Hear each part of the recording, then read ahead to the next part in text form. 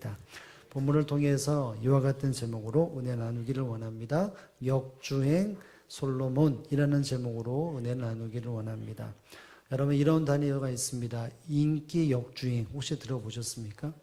예전에는 그냥 지나가는 노래, 지나가는 어떤 모습이었는데 시간이 지나고 났더니 그것이 다시 사람들에게 보여지고 들려지고 불려지는 일들이 있을 때 역주행을 했다, 이렇게 이야기를 하게 됩니다. 예를 들어서 옛날에는 존재감이 없던 노래였는데 어느 순간 그 노래가 사람들이 많이 불리고 또 뭐 후배들이 리메이크를 해서 그 노래가 더욱더 사람들에게 많이 불릴 때 역주행을 했다, 이런 이야기를 하게 됩니다. 좋은 의미에서의 역주행은 그것입니다. 그런데 운전 중에 역주행이 일어났다, 이거는 상상할 수가 없겠죠. 정주행이면 모르는데 역주행했다는 것은 수많은 큰 위험을, 사고를 안고 있는 것이 역주행입니다. 청년 중에 면허를 갖다 놓았던 청년이 친구들과 함께 운전을 하는데 막 어디를 갔습니다, 밤에. 근데 친구들이 막, 야, 지금 역주행하고 있다고. 그 말을 하면서 다시 이렇게 왔는데 저한테, 목사님, 얘 하다가 역주행했어요. 그 얘기를 하더라고요. 그래서 너 왜 그랬냐 했더니 역주행 안 했다고. 저는 똑바로 보고 갔다고. 그런데 친구들이 역주행했다고 말을 하면서 내가 그랬구나 라고 하면서 이야기를 잠깐 말했습니다. 웃으면서 말했지만 큰 밤이기 때문에 혹은 차들이 없는 곳이었기 때문에 그냥 사고가 일어나지 않았지만 큰 일이 날 수 있었던 상황이었다고 생각이 됩니다. 여러분, 이처럼 역주행이라고 하는 그 자체의 단어는 사람에게 큰 위기를 주는 것이 바로 이 단어라고 말할 수 있을 것입니다. 누구도 이 땅의 삶을 살아가면서 역주행을 계획하는 사람은 아무도 없습니다. 그냥 순행, 그리고 정주행을 가기를 원하는 생각을 가지고 삶을 살아가죠.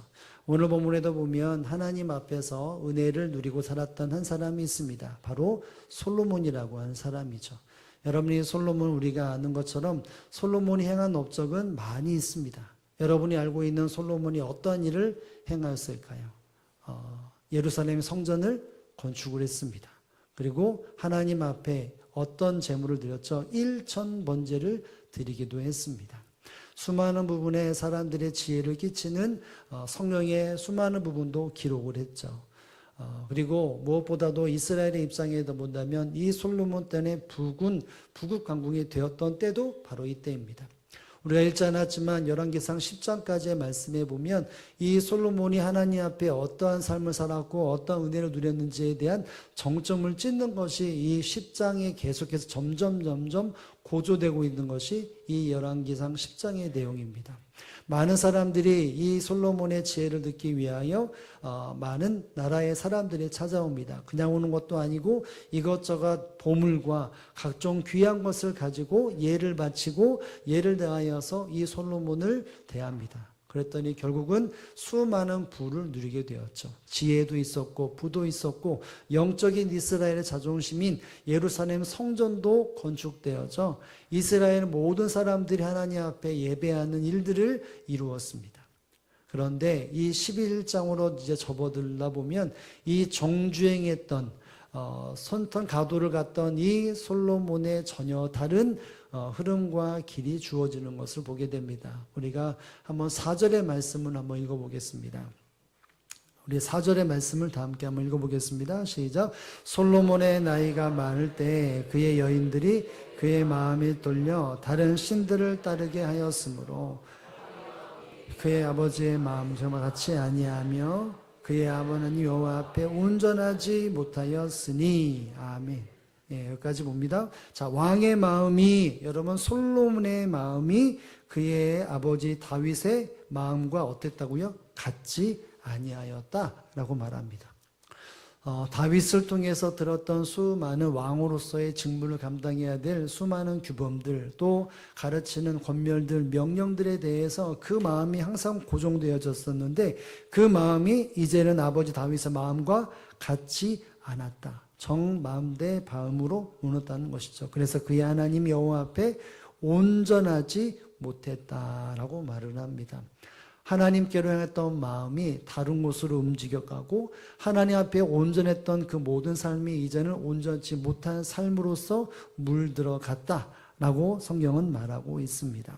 아름답고 영광스러웠던 수많은 업적을 세웠던 이 솔로몬, 인생의 정주행 속에 이와 같은 정주행이 없었을 것이다 라고 말할 수밖에 없었던 가장 아름다웠고 온전했고 지혜롭고 또 담대함이 있었던, 그리고 하나님 앞에 온전함이 있었던 이 솔로몬이 점점 그 마음이 돌이켜지게 되었던 것이죠. 그래서 인생의 역주행이 일어나게 되었습니다. 그래서 인생의 큰 절망과 또 인생에 잊지 못할, 생기지 말아야 할 일들을 경험하지 않습니까? 그래서 결국은 솔로몬은 이후에 바로 이스라엘이 한 덩어리가 되었다가 이후에는 남유다와 북이스라엘로 갈라지는 일들이 일어나게 되었습니다. 살아가는 성도 여러분, 우리는 우리의 인생 속에 역주행이라고 하는 목표를 가지고 있지는 않습니다. 모두가 내 생각대로, 내 뜻대로 내 삶 속에 평안의 걸음을 걸어가고 내가 계획했던 것들이 잘 이루어지기를, 늘 정주행을 가기를 원하고 또 그 모습 속에 최선을 다해 삶을 살아갑니다. 그런데 우리가 이 땅에 살다 보면 원치 않게끔 역주행을 하게 될 때가 종종 있고, 때로는 그것 때문에 인생이 무너지고 삶이 무너지는 일들을 또 경험하는 때도 참 많이 있습니다.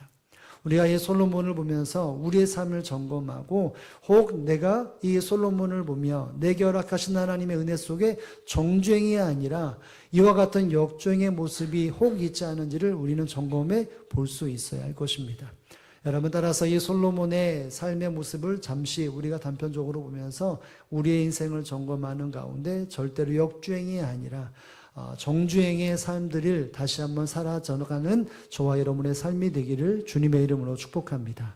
여러분, 그렇다면 솔로몬을 통해 보여주시는 그가 왜 어떻게 역주행을 하게 되었는지를 우리가 본문을 통해 기억해야 될 문구가 있습니다. 그것이 무엇이냐면 바로 이것이죠. 함께 한번 읽어보도록 하겠습니다.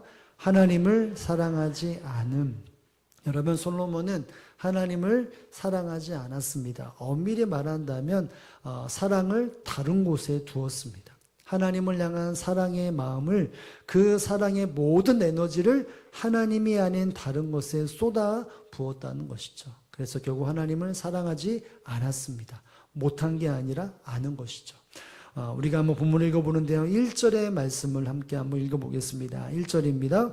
솔로몬 왕이 바로의 딸 외에 이방의 많은 여인을 사랑하였으니 곧 모압과 암몬과 에돔과 시돈과 헷 여인들이라. 아멘. 솔로몬 왕이 바로의 딸 외에 이방의 많은 여인을 뭐 했다고요? 사랑했습니다. 이방의 수많은 여인들을 사랑했습니다.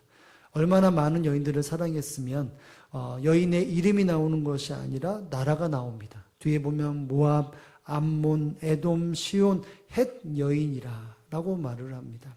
여러분, 솔로몬의 마음속에 들끓었던, 또 마음에 쏟아놨던 모든 사랑의 에너지가 어디로 흘러갔느냐? 이방의 많은 여인들에게로 갔다는 것이죠. 이방 여인이라고 말할 때 이방 나라라고 말한다면 결국 이방인이 섬기는 것에 중점이 있는 단어라고 볼 수 있습니다. 단순한 이방 여인은 하나님을 알지 못하는 여인보다 이방신을 섬기는 바로 여인들, 그 나라들이라고 볼 수 있습니다. 그래서 여기 보면 사랑했다라고 하는 이 말은 어떤 의미냐면, 다른 이성에 갖는 사랑과 성적 욕망을 표현할 때 이 사랑이라고 하는 단어가 종종 쓰입니다. 그리고 또 하나가 있다면, 무절제한 욕구를 표현할 때 바로 이 사랑했다라고 하는 것도 있습니다. 긍정적인 것도 있는데 그것은 이것입니다. 사랑하는 자녀에 대한 부모의 특별한 애착이라고 말할 때도 이 사랑했다라는 말을 표현합니다. 일반적인 사랑과 보다 무엇인가 이렇게 욕심에 가득 차고, 또 무엇인가 가득 차 있는 무엇에 에너지가 충만케 되어졌다라고 하는 것, 그 이상의 강한 애착과 단순히 내가 소유한다라고 하는 마음을 품었던 것이 바로 이 솔로몬이 품었던 사랑했다라고 하는 표현일 수밖에 없습니다. 결국 이 사랑이 점점 잠식되어져서 하나님을 향한 사랑이 점점 작아지게 되었던 것이죠. 여러분, 본문에 보면 이 솔로몬이 이렇게, 이 본문 속에 넣으면 솔로몬이 바로의 딸 외라고 말합니다. 여러분, 솔로몬의 아내는 처음에 누구였냐? 바로 바로의 딸이었습니다. 하나님이 택한 이스라엘 백성들 족속에서의 한 여인이 아니라 애굽의 바로라고 하는 왕, 통칭이라고 하는 그 왕의 통칭이 바로 바로라고 하는 단어인데 바로 왕의 딸을 데려다가 아내로 삼았습니다. 여러분 왜 이랬을까요? 그 이유는 바로 이 애굽이라고 하는 나라가 그때 당시에 최대 강국이었는데 그 나라와 이 이스라엘과 협약을 맺어서 서로 공생을 하고 서로 도움을 받고 도움을 주는 위비나는 어떤 정책적인 그러한 정략을 가지고 이 여인을 맞이했던 것입니다. 그래서 이것은 단순히 내가 사랑했다는 것보다 나라가 잘 되기 위해서 이 나라가 주변 국가의 화친을 이루거나 혹은 경제적으로 정치적으로 서로 간에 도움을 주기 위해서 이 아내를 맞이한 것입니다.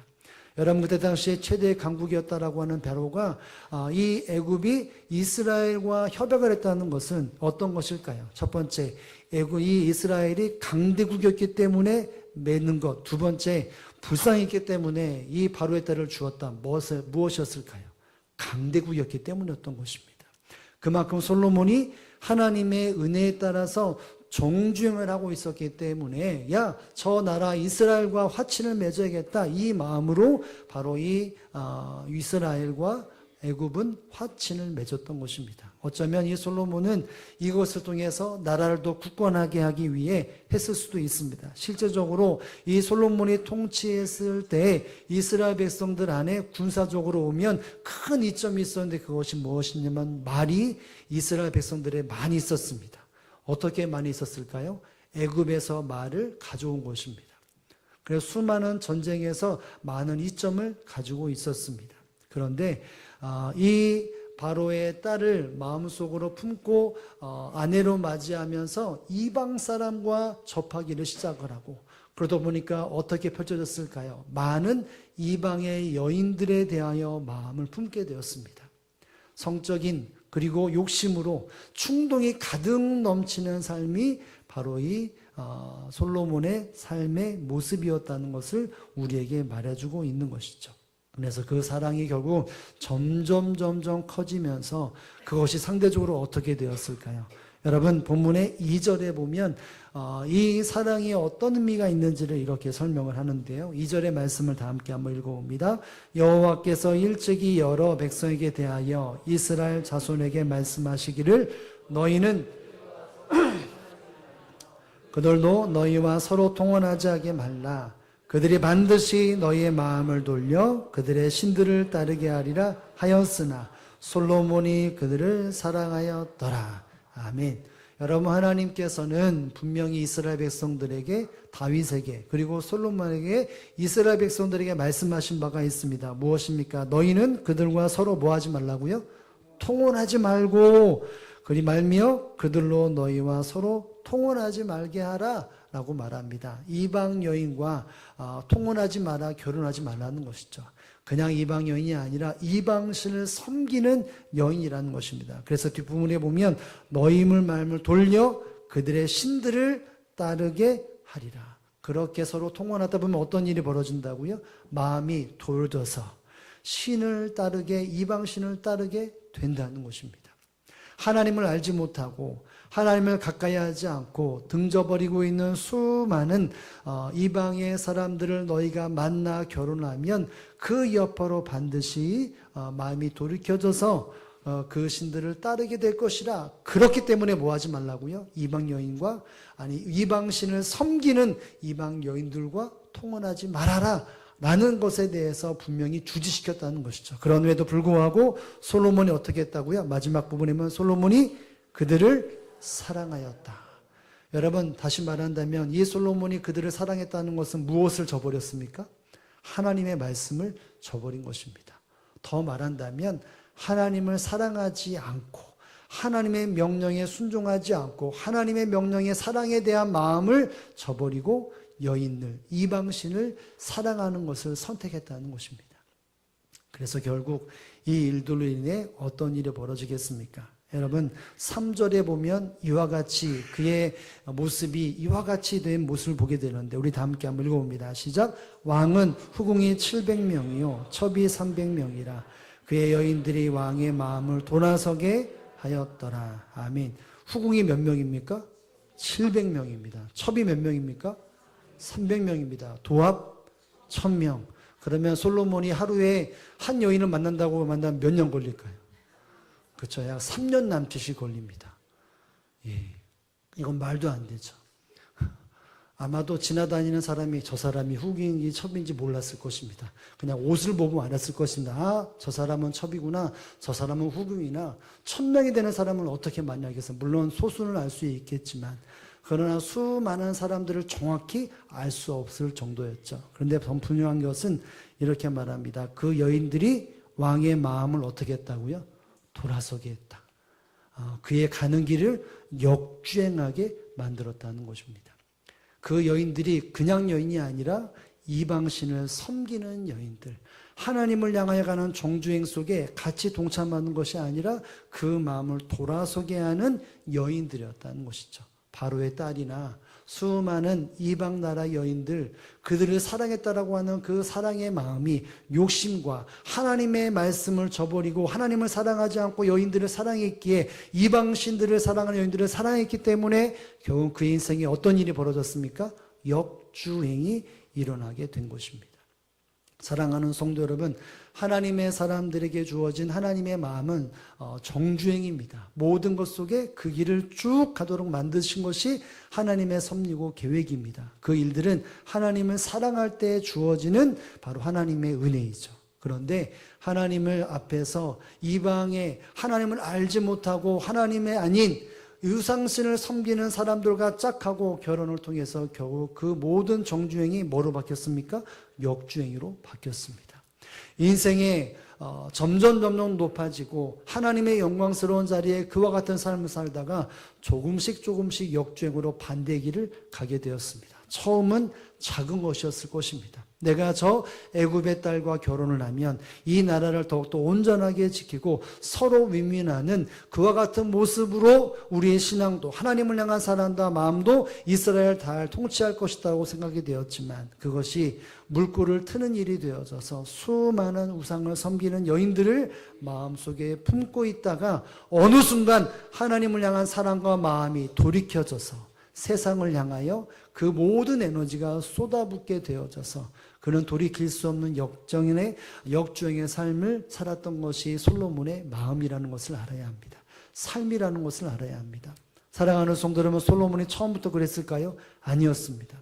여러분, 성경은 열왕기상 3장 3절에 보면 이 솔로몬이 하나님 앞에 어떤 관계를 맺고 있는지에 대해서 분명히 설명하는데 그것이 바로 이렇게 설명이 됩니다. 열왕기상 3장 3절 말씀을 다 함께 한번 읽어봅니다. 솔로몬이 여호와를 사랑하고 그의 아버지 다윗의 법도를 행하였으나 산당과 제사장을 분향하였더라. 여러분, 솔로몬이 여호와를 어떻게 했다고요? 사랑했다. 하나님을 마음에 품고 늘 하나님을 향한 시선과 마음으로 삶을 살았습니다. 뒤에 보면 그의 아버지 다윗의 뭐를 행하였다고요? 법도를 행하였다. 여러분, 다윗이 말했던 법도는 뭘까요? 하나님의 말씀을 그대로 전달한 것입니다.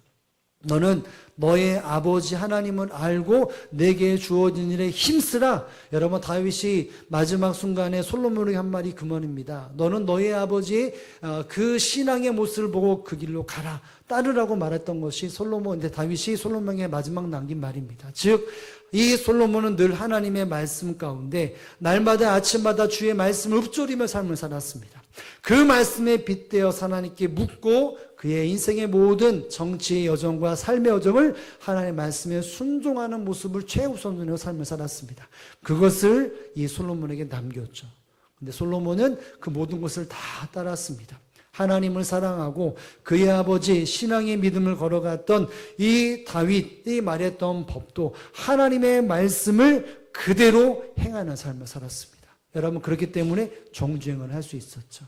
그런데 그의 인생 속에 바로 역주행이 일어났습니다. 왜요? 하나님을 향한 사랑이 식어져 가고 이방신에 대한 마음과 하나님의 말씀을 저버린 채 자기의 마음과 뜻과 생각대로 사람들의 말대로 사람의 법칙대로 자신의 법칙대로 삶을 살았기 때문에, 즉 하나님을 사랑하는 것을 끊어버리고 세상을 향한 사랑을 부탁했기 때문에 결국은 그 마음에 두 마음을 품어 역주행하는 삶을 살았다는 것을 우리에게 말해주고 있는 것입니다.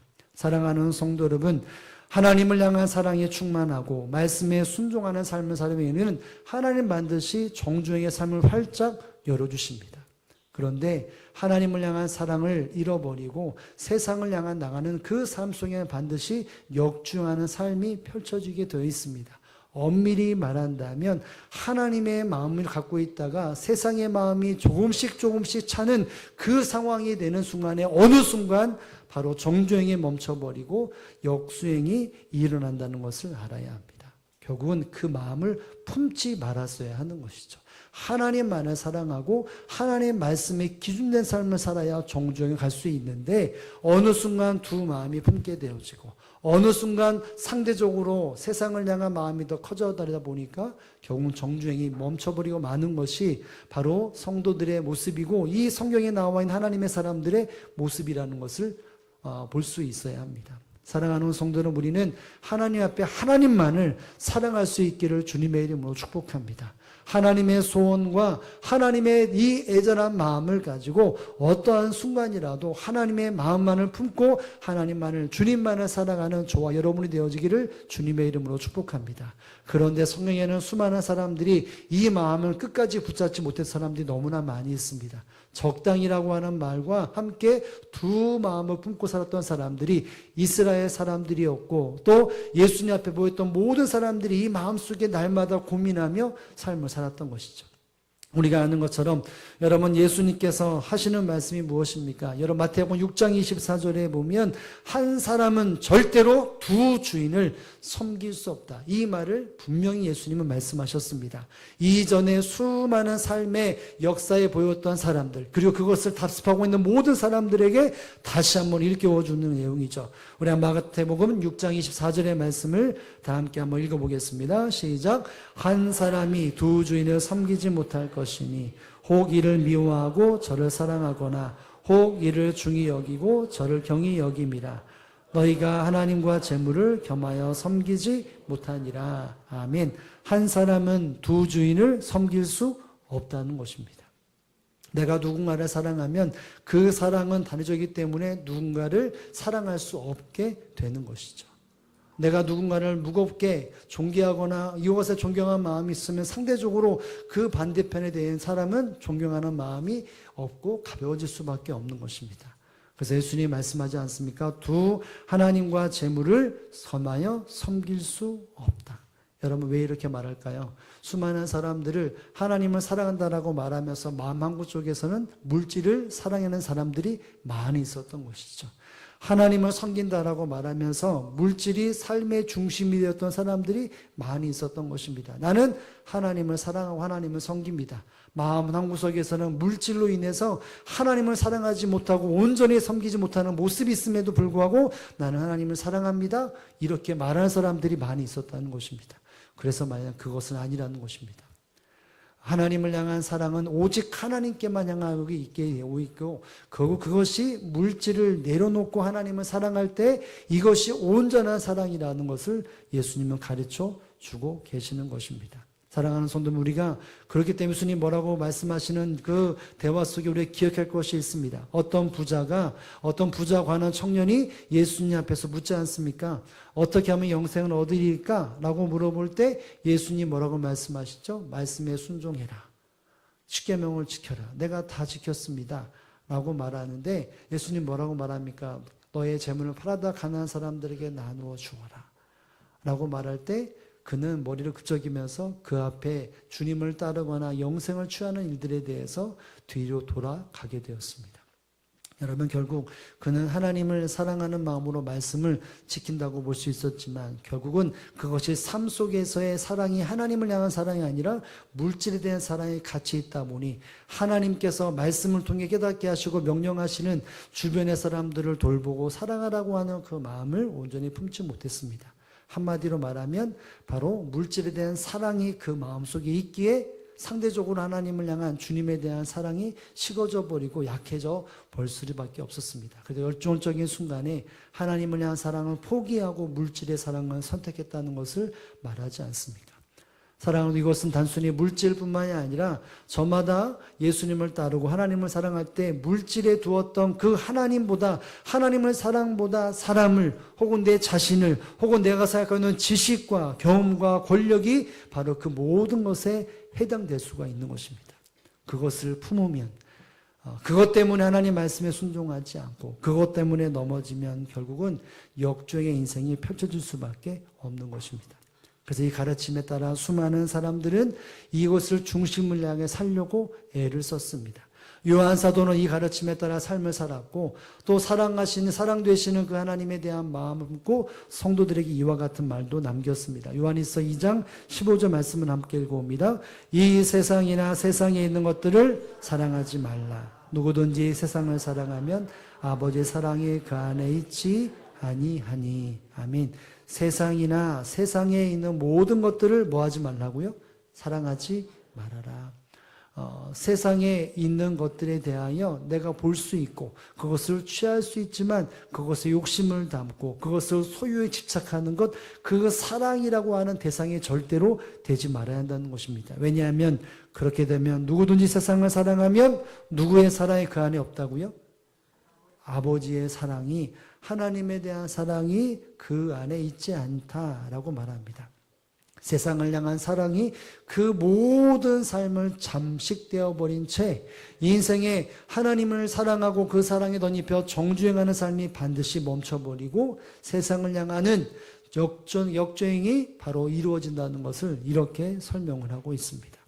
사랑하는 성도 여러분, 저와 여러분은 하나님의, 주님의 소망인 정주행을 하시기를 주님의 이름으로 축복합니다. 그러기 위해서는 어떻게 해야 합니까? 하나님을 향한 사랑이 견고하게 서 있어야 합니다. 세상의 수많은 이야기들로 이런 삶을 살라고 저런 삶을 살라고 이와 같은 진리로 살라고 말할 때 우리는 그 모든 것 속에 하나님을 향한 사랑에 대하여 타협하거나 그 두 마음을 절대로 품지 말아야 합니다. 하나님을 향한 사랑을 실제 적여야 합니다. 내가 무엇인가를 포기하고 이 사랑을 잡는 것이 진정한 사랑의 실체라고 볼 수 있지 않습니까? 여러분, 하나님을, 주님을 사랑하십니까? 어떻게 사랑하십니까? 여러분, 인생의 정주행을 내가 누리고 정주행 가기 위해서는 어떻게 사랑하느냐가 정말 중요합니다. 입술로는 내가 사랑할 수 있죠. 그렇죠? 입술로는 내가 수없이 하나님을 사랑한다라고 우리는 수없이 합니다. 그러면 그 실체가 뭐냐는 것이죠. 여러분, 하나님을 사랑한다라고 말하고 그 마음이 하나님께 향했다고 말하는 것을 본다면 결국 하나님의 말씀 앞에 내가 순종의 삶을 살고 있느냐는 것입니다. 솔로몬은 순종할 때는 무엇이었습니까? 그가 하나님을 사랑했고 다윗을 통해 주신 하나님 말씀에 그 마음이 날마다 행함했을 때 그 정중의 삶을 살았는데 그의 마음속에 하나님의 말씀이 주어지고 기준이 있음에도 불구하고 그 말씀을 저버리고 이 우상을 섬긴 여인들을 선택했을 때 결국 그 사랑이 메마르고 식어져 버리고 세상을 향한 사랑으로 말미암아 그의 마음이 돌이켜지고 삶이 돌아서게 되었다는 것을 본다면 여러분, 하나님을 향한 사랑의 실체는 뭘까요? 말씀에 순종이어야 합니다. 여러분, 요한복음 14장 21절에 보면 뭐라고 나오죠? 아시는 분도 많을 텐데 한번 읽어볼까요? 시작. 내 아버지께 사랑을 받을 것이요 나도 그를 사랑하여 그에게 나를 나타내리라. 아멘. 여러분, 뒷부분에 보면 이렇게 말합니다. 나를 사랑하는 자는 내 아버지께 사랑을 받을 것이요 나도 그를 사랑하여 그에게 나를 나타내리라. 하나님의 사랑을 받고 내 인생 속에 주님이 짜잔하고 내마다 나타나시고 동행하신다라고 생각한다면 이건 어떤 인생일까요? 정주행 인생이겠죠. 그죠? 순탄한 인생일 것입니다. 주님이 옳은 길로 인도하시기에 그 어떤 곳에서도 평안을 누릴 수 있고 기쁨을 누릴 수 있게 됩니다. 그런데 이것에 대한 삶의 결과물이 뭘까요? 나의 계명을 지키는 자. 나의 계명을 지키는 자가 어떤 사람이라고요? 나를 사랑하는 자라고 말을 합니다. 여러분, 이건 너무나 중요합니다. 우리가 주님을 사랑합니다. 찬양하고 고백하고 내가 선포해도 내 삶 속에 말씀을 지켜 행하지는 모습이 없다면 그건 사랑한다라고 하는 증표가 없는 것입니다. 여러분, 왜 사람들이 하나님의 말씀을 순종하지 않습니까? 내 마음대로 살기 위해서. 내가 하나님의 말씀을 왜 지키지 않습니까? 사람들이 말하는 대로 내가 그렇게 살기 싶어서. 주님께서 하라는 것에 대해서 왜 하지 않습니까? 그것에 대해서 하기 싫고 내가 하고 싶은 것을 하기 위해서 이와 같은 삶을 선택을 합니다. 여러분, 그와 같은 삶은 하나님을 사랑하는 것이 아니라는 것이죠. 하나님을 사랑한다는 것은 하나님과 하나님의 말씀을, 주님과 주의 말씀을 내 마음속에 담아 그것을 삶으로 살아내는 것이 내가 그를 사랑하는 증표라고 볼 수 있는 것입니다. 여러분, 우리 아내들이, 우리 남편들이 나를 사랑한다라고 말하면서 행동은 영 딴판인다면 사랑한다라고 볼 수가 없겠죠.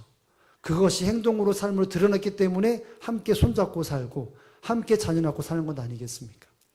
여러분, 하나님과도 우리에도 마찬가지, 주님과도 마찬가지입니다. 내가 하나님이 주시는 말씀에 대해 내가 사랑하기 때문에 그것이 순종하는 것은 당연한 것입니다. 그런데 순종하지 않는 것은 딴 마음을 품고 있는 것입니다. 내가 주님께 원하시는 그 말씀에 대해 순종하지 않는다면 무엇인가 다른 것에 내 생각과 내 판단과 사람들이 말하는 것, 세상이 말하는 것에 순종하기 시작하기 때문에 내 말씀에, 하나님 말씀에 순종하지 않는 것입니다.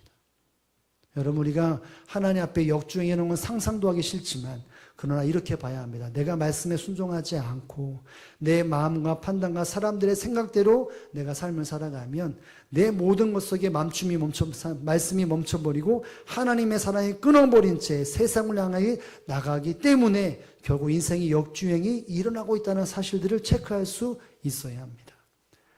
여러분, 우리는 계속해서 말씀을 읽지 않습니까? 97일 동안 열심히 읽자라고 열심히 말씀을 읽습니다. 오늘이 며칠째입니까? 63일째 됩니다. 예, 한 며칠 남았죠, 그러면? 4일 정도 남았습니다. 열심히 달립니다. 여러분들이 딱 읽고, 야, 읽었다. 딱 덮어보고. 야, 오늘은 읽었으니까 끝. 야, 내가 오늘 뭘 했어. 물론 정말 귀한 것입니다. 그런데 여러분, 그 말씀을 왜 하나님이 읽게 하셨을까요? 이게 하나님이 주신 것도 물론 그 마음속에 분명히 뭐가 있겠지만 여러분, 그 마음이 무엇이냐면 그 읽다가 마음에 꽂히는 것, 읽다가 내 머릿속에 땡 하고 치는 것, 그 말씀을 읽다가 내게 쿡 찔림을 받는 것, 그 말씀을 읽다가 아, 이거구나라고 하는 그 말씀들이 깨달아지면 그 시간을 멈추고 그것이 어떤 말씀인지를 다시 한번 기억할 수 있어야 합니다. 그리고 나면 여러분, 그 시간을 딱 덮었을 때 그 말씀이 기억나지 않겠습니까? 하나님이 바쁜 시간, 여러분의 얼마나 바쁜 인생을 삽니까? 24시간 중에 1시간 동안 오롯이 말씀을 봐야 한다고 말하면 어마어마한 투자가 아닙니까? 근데 그 시간을 흘려보내기 위해 하나님이 허락하셨을까요? 아니죠. 하나님의 말씀을 통하여서 하나님의 향한 사랑이 무엇인지를 발견하고 삶의 그 사랑의 실천과 함께 말씀의 순종과 함께 사랑을 하라고 하는 내 세상 마음속에 하나님을 향한 사랑을 지어 하나님의 사랑을 더욱더 크게 만들고 세상을 향한 유혹의 사랑을 집어넣기 위해 지워버리기 위해 그 시간을 주지 않았겠습니까? 여러분, 하나님은 말씀하시는 하나님이십니다. 하나님의 말씀하신 하나님이라는 말은 여러분을 사랑하시고 여러분을 정죄하기를 원하시는 하나님인 것을 알아야 돼요. 여러분, 그렇다면 그 말씀을 내 마음속에 새기고 그 말씀대로 내가 순종하면 정죄를 갑니다. 그런데 그 말씀도 있지만 내 삶 속에 들어지는 수많은 내 생각과 판단과 결정들, 그리고 사람들이 말하는 것, 세상에 말하는 것에 그것이 순종되지 않는다면 내 마음속에 하나님의 사랑이 멈춰버리고 세상을 향한 집중력이 생겨지므로 주님께서 원하시는 정주행이 멈춰버릴 수밖에 없는 것입니다. 사랑하는 성도 여러분, 우리의 인생은 정주행이 되어져야 합니다. 여러분, 그러려면 우리가 하나님만을 사랑해야 합니다. 우리의 삶 속에 하나님 말씀의 흔적이 하루하루 남아있어야 합니다. 여러분, 이 자리에 앉아서 예배할 때 나의 삶 속에 얼마나 삶의 말씀에 순종했는가를 가지고 나와야 하나님의 사랑의 열매를 가지고 사랑으로 예배드린다라고 말할 수 있는데 전혀 순종이 없고 전혀 세상의 사랑과 충만하게 나온다면 이 자리가 어떻게 하나님 앞에 온전한 영광과 예배라고 말할 수 있겠습니까?